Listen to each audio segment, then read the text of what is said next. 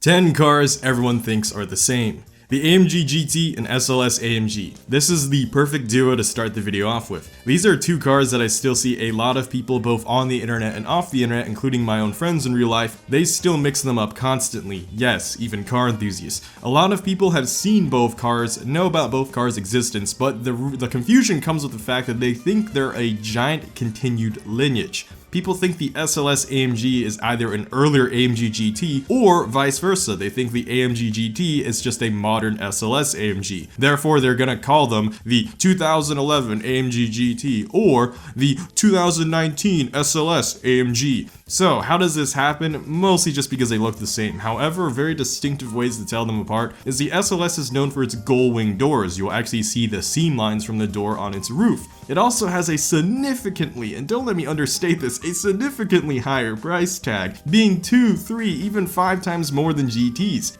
The main advantage of the AMG GT is that it does have modern performance, but other than that, a lot of people actually write it off as just being a knockoff SLS. Point is, it's a Mercedes supercar, and a lot of people, including my own friends, constantly joke to me, look at that Mercedes supercar, it's super expensive and it's a lot cooler than your typical boomermobile of a Corvette or a typical boomermobile like a Porsche 911 is. I end up responding to them like, what drugs are you on? That car is actually cheap, or cheap relatively speaking for an entry-level supercar. It is in fact cross-shoppable with the Corvette and 911. It's in the exact same price range. And I don't mean that comparing used to new. I mean that in all aspects. A used AMG GT will go for similar prices as a used Corvette Z06 will. A brand new AMG GT will go for similar prices as a brand new Porsche 911 will. They are genuinely cross-shoppable cars. But because of the SLS, a lot of my friends and a lot of car enthusiasts have this perception of rarity. They have a perception that it's still a $250,000 exotic when in fact it is just a 70 grand car.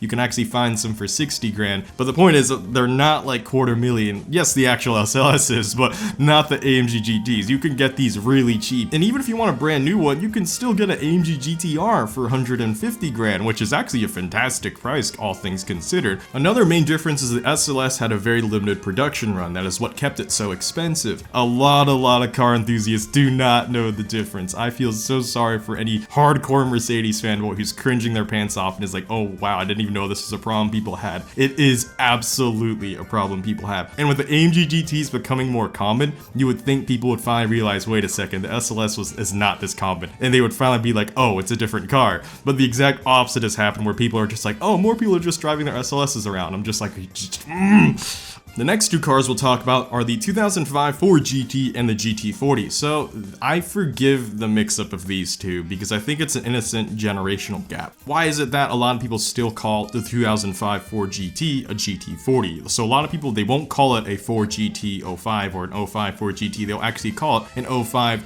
Ford GT40. And that is wrong because it is not a GT40, mainly because the GT40 got its name for being 40 inches tall. The Ford GT in 05 was actually 3 inches taller. It also has larger taillights and it has bigger wheels. Those are the three main cosmetic differences. There's a few other ones. Obviously, from a performance reason, they're totally different cars. But you can't mistake people for confusing these two all the time, even dedicated car enthusiasts and especially non-car people. This especially has become commonly mixed up when you consider that non-car people, due to the popularity of Ford versus Ferrari and that whole story in the movie that was made around that story. It used to kind of be like a car guy only story we would tell each other, but because obviously, like I said, it hit super big popularity, a lot more non-car people than ever are starting to accidentally just see 2005 Ford GTs like on the road, like at local car meets, driving around town, and they'll be like, wow, it's the car from the movie, it's the GT40. And then, you know, people will be like, no, it's actually a newer Ford. They'll still accidentally be like, okay, so it's a newer one, it's a 2005 Ford GT40, which again is incorrect. It's just called the GT, not a 40. But I'm not super mad about this one because it's just due to something out of our control. The movie industry can do whatever they want, but obviously when they do things, it does bring a lot more new people into the hobby. And I tend to be nicer to newbies than I do to veterans. Like with the previous example, I was genuinely mind blown that car guys, like, y'all should know better the SLS and the AMG GT thing. But with this one, I'm not gonna get mad at non-car people just joining because of a movie they watched.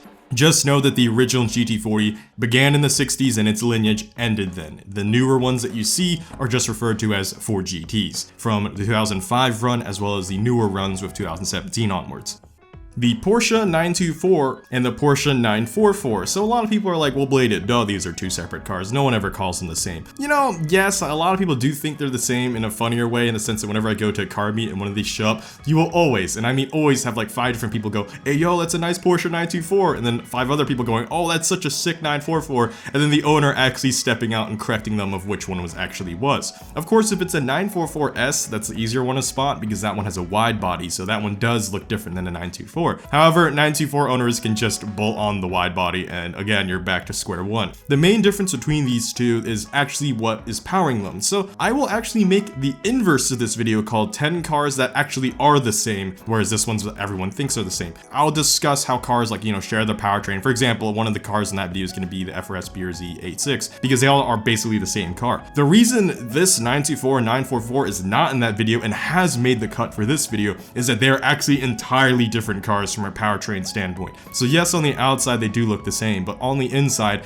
they're so drastically different from two entirely different historical lineages. Let me just explain them. The 924 still uses a Volkswagen 2-liter inline-4 engine. This was during one of Porsche's darkest moments in their history. They were struggling to make ends meet, and they needed a car that was more affordable, not for them to just sell and get consumers to buy, but also affordable to make, because duh, they need to make a profit and stay afloat. So Porsche signed a contract from Volkswagen, I believe around the time, purchasing around 100,000 of these engines, so that basically meant they were limited to producing that many 924s. Of course, they would actually exceed that, and then partially start to buy more engines from Volkswagen, but Volkswagen started to see how successful their car was, and started to charge Porsche more money to renew the contract and continue to make 2-liter engines for them. Eventually, Porsche pushed themselves to make their own built-in-house engine using what they learned from the Volkswagen purchased one, but also just what they've already known with the former 911s they made, and made their own 2.5-liter Porsche engine, which is what I'm gonna mainly talk about in this entry. A lot of people mistakenly still insult the 944 for being a Volkswagen powered car, which it no longer is. That is the biggest distinction between the two, is that the 944 is a proudly built in-house and Porsche powered engine in a Porsche, whereas the 924 does indeed use a Volkswagen engine, but in my opinion that's not something to insult it for, because Porsche was in a dark place at the time, and honestly with what they've become now, every single car company has its darkest moments in its history. Lamborghini, for example, with the 90s, I'll link to a video talking about it because I don't want to go on a tangent here. The next two cars we'll talk about are the Subaru Impreza WRX and the Subaru WRX. Subaru has long since separated the Impreza nameplate from being in unison with the WRX, and this has resulted in the WRX becoming its own vehicle. A lot of Gran Turismo players, myself included, were not actually aware of this until I returned to Car Guy-dom, and I eventually learned about this gap in Subbie's lineage where this separation occurred. However, up until that point, you know, around 2016, 17, and 18, I accidentally kept calling every WRX I saw an Impreza WRX, or even just Impreza. Kind of like how people still call a Z06 a Corvette and not a Corvette Z06, because a Z06, you're not wrong if you call my Z06 a Corvette. I won't get mad at you. Yes, its full name is Corvette Z06, but it's still a Corvette, so you can't really blame me or a lot of other people when they still call in WRXs Imprezas, not Impreza WRX even, because they still think it's in a modded Impreza, so to speak of, or the higher trim of the Impreza. I thought I was doing nothing wrong, but that in itself was a wrong assumption, and I couldn't really be more wrong, and enjoy that sentence. Prior to this split, the cosmetic differences between the normal Impreza and WRX were so minor that one of my friends in the Midwest who actually owned just a regular Impreza made it into a lot of car shows with his normal 2005 Impreza. Since to most show hosts, an Impreza looked like a car guy car. The main difference came in performance, but the regular Impreza wasn't a boring grocery getter by any means. However, after the split of the monikers in 2014, the regular Impreza exists in an entirely different world from the WRX, not just in appearance, but also in dimensions, drivetrain, powertrain, performance, and of course, price.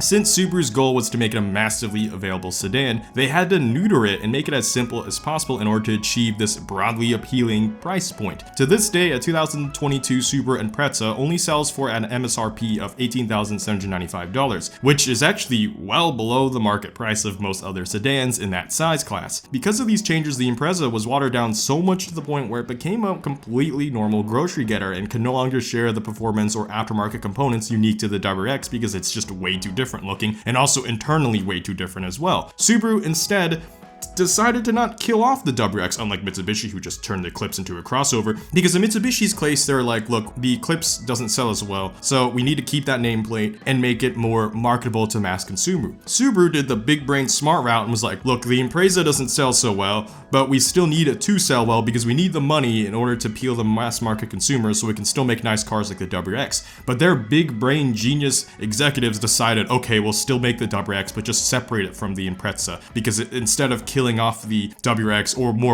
or even worse, merging it into this whole new grocery getter faction and just making it become a watered down car for normal people, they're like, let's let normal people have their normal Impreza, but have car people have their WRXs. Hence the lineage separation, and that is one of the smartest executive board moves ever, because like I said, it is counter to what a lot of companies do, where they end up taking a car nameplate and merging it downwards in hopes of getting better sales. Subaru realized that they did need a nameplate to yield better sales, but they didn't want to make their car enthusiast audience very angry, and they ended up splitting the nameplates. Also, I definitely gave some people aneurysms of all the different pronunciations I chose for Impreza, and because I did that on purpose just to really upset them. Get fucked, nerds. The final two cars of this video are the Shelby Cobra and the Mustang Cobra. These two cars look nothing alike, but the mix-up from these two usually comes from verbal discussion as opposed to visually seeing them. A lot of people still use the term Cobra to refer to a Mustang, and even Shelby Cobra to refer to a Mustang, which even though that isn't very accurate anymore since most modern Shelbys no longer have the Cobra moniker, with the Terminator Cobra being the last Mustang to actually be called a Cobra. But many other Mustangs continue to make use of the snake art, which of course is drawn like a Cobra, so people still call them Cobras. So even when the modern S550 Shelby GT350 drives past some people,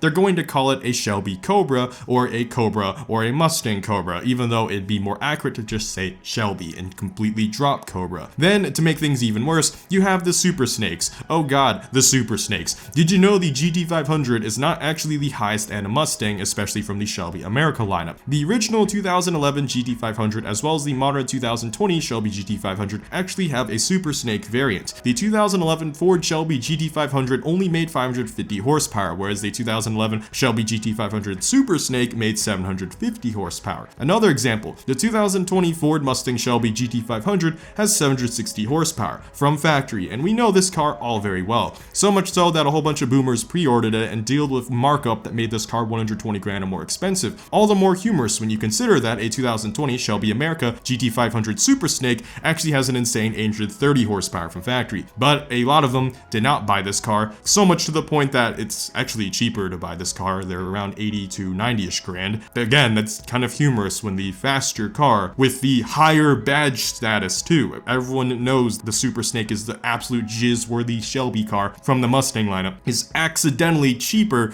due to people forgetting about its existence. And holy crap, I just realized I still haven't talked about the actual regular Shelby Cobra and how it's not even a Mustang, and despite its entire namesake, it's just a huge mess, alright? So, the actual Shelby Cobra, sometimes referred to as AC Cobra overseas or AC Shelby Cobra in unison, was a British body roadster powered by an insanely tuned Ford V8 from yours truly, Shelby. Shelby, of course, his original claim to fame was a tuner, which meant that in his early days he did not just do Fords only, because tuners tune a lot of cars. In his case, he even made Shelby Dodge cars and Shelby other cars and Shelby American cars and even Shelby British cars. So if this wasn't confusing enough already, well, too bad, I'm not going to slow down. So to summarize, the AC Shelby Cobra, also known as AC Cobra or Shelby Cobra, is not considered a Ford Mustang Cobra, which is no longer even called the Mustang Cobra, but rather a Shelby, but no Cobra, because if you still do call them Shelby Cobras, they're actually talking about this Shelby Cobra and not this Shelby nor Cobra, but still a snake, but not the fastest snake nor this one, as this actually belongs to the Super Snake, which is no longer a Ford Mustang Shelby GT500, but instead a Shelby America Mustang Super Snake. Alright, fuck this, thanks for watching, blah blah blah. If you like cars or whatever, just insert typical YouTuber spiel here, smash that notification bell, hit that like button, press the subscribe button. Wait a second, I think I mixed up those verbs. Anyways, goodbye, Blade Angel out.